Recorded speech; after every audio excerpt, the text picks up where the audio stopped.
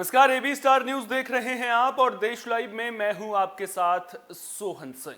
देश लाइव में बात करेंगे देश दुनिया की तमाम अहम खबरों की। शुरुआत करेंगे रूस और यूक्रेन के बीच चल रही जंग की खबर के साथ में। दरअसल रूस और यूक्रेन के बीच जंग लगातार जारी है। जंग का आज 13वां दिन है और इस बीच रूस ने यूक्रेन के शहरों पर लगातार बमबारी तेज कर दी है। यूक्रेन के शहरों से जलती आग और आसमान में धुएं का गुबार नजर आ रहा है। इस बीच यूक्रेन भी लगातार बड़े बड़े दावे कर रहा है। यूक्रेन ने दावा किया है कि उसने रूसी मेजर जनरल वाइटली गेरासिमोव को खार्किव के करीब मार गिराया है। वहीं सोमवार को बेलारूस में रूस और यूक्रेन के प्रतिनिधि मंडलों के बीच तीसरे दौर की बातचीत भी हुई, लेकिन इस बातचीत का खास नतीजा नहीं निकला। उम्मीद ये भी की जा रही है कि जल्द ही दोनों देशों के बीच चौथे दौर की बातचीत भी होगी। रूस ने कीव, चेर्निहाइव, सूमी, खार्किव और मरियुपोल शहरों में मानवीय कॉरिडोर को खोलने के लिए सीज फायर का भी ऐलान किया है। मॉस्को के समय के मुताबिक सुबह 10 बजे सीज फायर की घोषणा की गई है।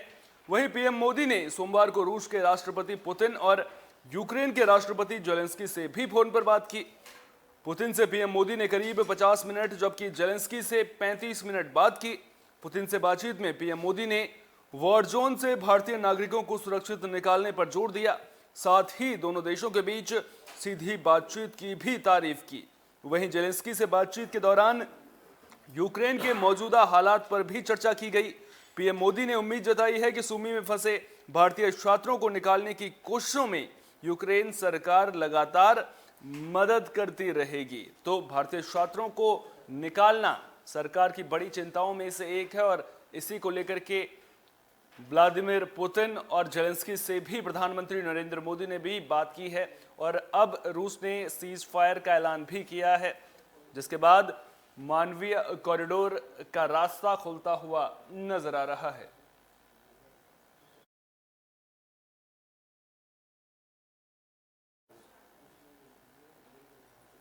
तो रूस और यूक्रेन के बीच घमासान मचा हुआ है। इस बीच कई छात्र ऐसे हैं जो यूक्रेन में फंसे हुए हैं। भारत सरकार इन छात्रों और भारतीय नागरिकों को यूक्रेन से निकालने के लिए पूरी कोशिशें करती हुई नजर आ रही है। हर रोज कई फ्लाइट भारतीय नागरिकों को लेकर स्वदेश लौट रही हैं। इस बीच यूएनएससी में यूक्रेन के हालात पर भी चर्चा हुई, जहां भारत के स्थायी प्रतिनिधि टीएस त्रिमूर्ति ने कहा कि भारत ने यूक्रेन से सभी निर्दोष नागरिकों, भारतीय नागरिकों के लिए सुरक्षित मार्ग की मांग की है। दोनों पक्षों से अपील के बावजूद भी सूमी में फंसे हमारे छात्रों के लिए सुरक्षित गलियारा नहीं बन पाया। टीएस त्रिमूर्ति ने कहा कि हम यूक्रेन से 20,000 से ज्यादा भारतीयों को सुरक्षित वापसी की सुविधा में कामयाब रहे हैं। हमने अन्य देशों के नागरिकों को उनके देश लौटने में भी मदद की है। तो रोजाना फ्लाइट के जरिए यूक्रेन से भारतीय नागरिक और भारतीय छात्र अपने देश लौट रहे हैं, अपने वतन लौट रहे हैं। 4 केंद्रीय मंत्रियों को भी यूक्रेन के पड़ोसी देशों में तैनात किया गया था। पोलैंड, हंगरी, स्लोवाकिया, रोमानिया के रास्ते भारतीय नागरिकों की वतन वापसी कराई जा रही है और इस मिशन में ऑपरेशन गंगा में वायुसेना की भी मदद ली जा रही है।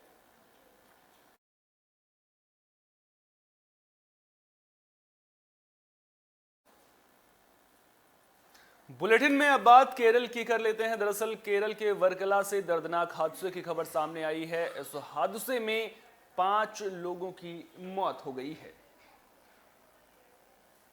दरअसल एक घर में रात को अचानक आग लग गई थी। आग इतनी भयंकर थी कि घर के लोगों को जान बचाने तक का मौका नहीं मिल पाया। चेरुनियूर में हुए इस दर्दनाक हादसे में 8 महीने के शिशु समेत 5 लोगों की मौत की खबर है, जबकि एक की हालत गंभीर बताई जा रही है, जिसे इलाज के लिए अस्पताल में भर्ती कर दिया गया है। दरअसल जिस घर में आग लगी थी वहां का नजारा देखकर हर किसी के रोंगटे खड़े हो गए। बरामदे में खड़े 3 दोपहिया वाहन पूरी तरह से जल चुके थे। पूरा घर काला पड़ गया था और सामान भी जलकर पूरी तरह से खाक हो गया था। स्थानीय लोगों से मिली जानकारी के मुताबिक जब लोगों ने आग की लपटें देखी तो उन्होंने परिवार के लोगों को फोन किया। उनके घर की घंटी तक बजाई, आवाजें भी लगाई गई, लेकिन कोई जवाब नहीं मिला। दमकल विभाग को करीब 2:45 पर आग लगने की जानकारी मिली, लेकिन जब तक दमकल विभाग की टीम मौके पर पहुंचती तब तक अंदर के कमरे पूरी तरह से जल चुके थे। दमकल विभाग से मिली जानकारी के मुताबिक घर में कोई वेंटिलेशन नहीं था, छत पर फॉल्स सीलिंग थी और परिवार के 5 सदस्य कमरे में मृत मिले थे।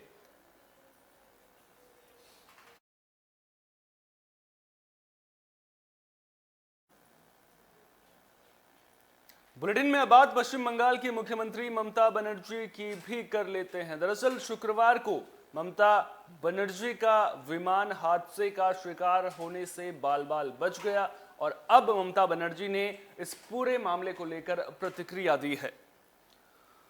तो पश्चिम बंगाल की सीएम ममता बनर्जी का विमान शुक्रवार को हादसे का शिकार होने से बाल बाल बच गया। बता दें कि यह हादसा ममता बनर्जी के वाराणसी से लौटते वक्त हो सकता था, लेकिन गनीमत यह रही कि बड़ा हादसा होने से टल गया।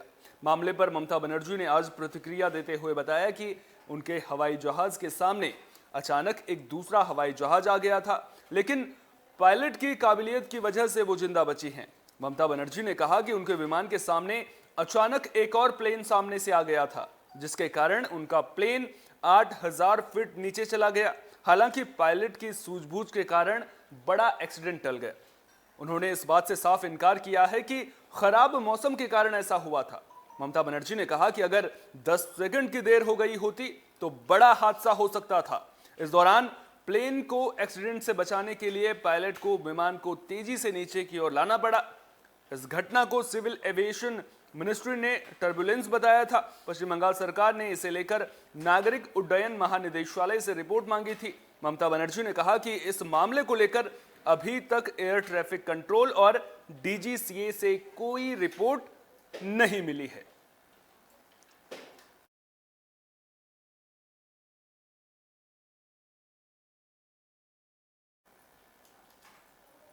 वहीं केंद्रीय मंत्री नारायण राणे की मुश्किलें बढ़ती हुई नजर आ रही हैं। दरअसल बीएमसी ने नारायण राणे को नोटिस भेजा है, जिसका जवाब नारायण राणे को 7 दिनों के भीतर देना होगा। तो नारायण राणे की मुश्किलें कम होने का नाम नहीं ले रही हैं। बीएमसी ने नारायण राणे को नोटिस जारी किया है, जिसका जवाब उन्हें 7 दिन के अंदर देना होगा।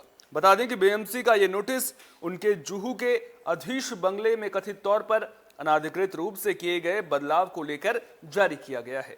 बीएमसी की ओर से जारी नोटिस में कहा गया है कि बंगले में हुए अनाधिकृत निर्माण को लेकर उचित कारण बताया जाए कि आखिर इस तरह का बदलाव किया क्यों गया है। नोटिस में बंगले के भूतल और 8 मंजिलों में से 7 में अनाधिकृत तौर पर बदलाव किए जाने का जिक्र है। बीएमसी के एक अधिकारी का कहना है कि 7वां मंजिल को छोड़कर पहली मंजिल से लेकर 8वीं मंजिल तक बगीचे की जगह रूम बनवाए गए हैं, जबकि नियम के मुताबिक 8 मंजिला बंगले के सभी फ्लोर पर बगीचे का क्षेत्र होना आवश्यक है। आपको बता दें कि बीएमसी की टीम ने पिछले दिनों समुद्र तटीय नियामक क्षेत्र के मानक के उल्लंघन के लिए राणे के अधीश बंगले का निरीक्षण किया था। उसके बाद राणे को यह नोटिस जारी किया गया है, यानी कि अब 7 दिनों के भीतर उन्हें जो सवाल बीएमसी की ओर से पूछे गए हैं उनका जवाब देना होगा, और अगर बीएमसी उन जवाबों से संतुष्ट हो जाती है तो फिर उनके खिलाफ किसी तरह की कार्रवाई नहीं होगी, क्योंकि जो समंदर के किनारे बने मकान और फ्लैट हैं उनके लिए बाकायदा नियम और प्रावधान हैं। बीएमसी का साफ तौर पर कहना है कि जो नियम और प्रावधान हैं उनकी अवहेलना की गई है, उनका उल्लंघन किया गया है, जिसके बाद अब नारायण राणे की मुश्किल बढ़ती हुई नजर आ रही है।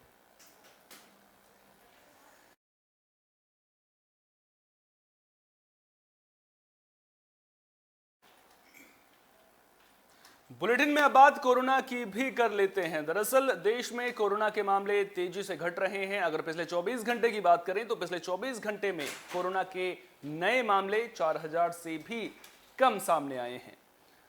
तो देश में कोरोना के मामलों में गिरावट का सिलसिला लगातार जारी है। कोरोना के रोजाना सामने आ रहे मामलों की बात करें तो पिछले 24 घंटे में कोरोना के नए मामले 4000 से भी कम दर्ज किए गए हैं।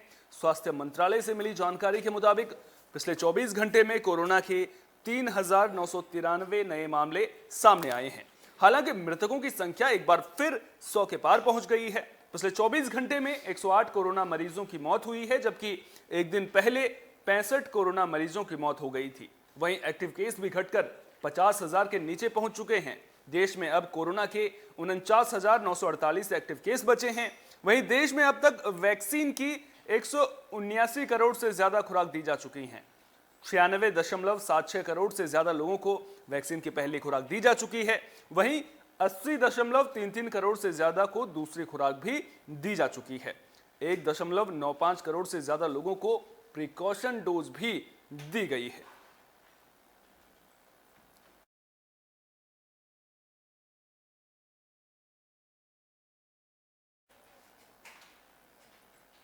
दुनिया का कोई भी क्षेत्र हो, आज महिलाएं किसी भी मामले में पुरुषों से कम नहीं हैं। वे पुरुषों के साथ कंधे से कंधा मिलाकर आगे बढ़ रही हैं और कई मामलों में तो पुरुषों से आगे निकलती हुई भी नजर आ रही हैं। आज 8 मार्च है और 8 मार्च के इस दिन को पूरी दुनिया महिला दिवस के रूप में मनाती है। आज के इस खास मौके पर गूगल ने भी महिलाओं को समर्पित डूडल जारी किया है। गूगल डूडल में एक मां से लेकर एक वर्किंग वुमेन के रूप में अपने जीवन में निभाई जाने वाली कई भूमिकाओं का चित्रण किया गया है। इस डूडल के जरिए विभिन्न संस्कृतियों का प्रतिनिधित्व करने वाली महिलाओं का चित्रण किया गया है। एनिमेटेड गूगल डूडल में महिलाओं के दैनिक जीवन से जुड़े कई दृश्यों को दिखाया गया है। इसके जरिए ये बताने की कोशिश की गई है कि एक महिला के ऊपर कितनी जिम्मेदारियां होती हैं। गूगल द्वारा जारी इस डूडल में यह देखा जा सकता है कि कैसे एक मां अपने बच्चों की देखभाल कर रही है और लैपटॉप पर अपना काम भी कर रही है। वहीं इसमें कोविड काल में अग्रसर महिला डॉक्टर्स और नर्स को भी दिखाया गया है। इसके अलावा इस डूडल में मोटरसाइकिल मैकेनिक, इलेक्ट्रिक इंजीनियर और माली के रूप में अपनी भूमिका निभाने वाली महिलाओं को भी दिखाया गया है, जो अपने बच्चों के लिए काम करती नजर आ रही हैं। इसमें एक प्रोफेशनल फोटोग्राफर और फैशन डिजाइनर के प्रोफाइल में काम करने वाली वुमेन्स को भी दिखाया गया है। हर क्षेत्र में महिलाओं के सामने चुनौतियां ही रही हैं, जिसका वे बेहतरीन तरीके से मुकाबला करती नजर आई हैं। वास्तव में 8 मार्च को अंतर्राष्ट्रीय महिला दिवस की शुरुआत साल 1908 में की गई थी, लेकिन मनाने की पहल 1 साल बाद श्रम आंदोलन से हुई और तभी संयुक्त राष्ट्र द्वारा इसे अंतर्राष्ट्रीय महिला दिवस का नाम भी दिया गया। हर साल की तरह इस साल 2022 की भी एक थीम निर्धारित की गई है। इस साल की थीम है gender equality today for a sustainable tomorrow, यानी कि स्थायी कल के लिए लैंगिक समानता बेहद जरूरी है। एबी स्टार न्यूज की ओर से भी दुनिया भर की तमाम महिलाओं को महिला दिवस की हार्दिक शुभकामनाएं।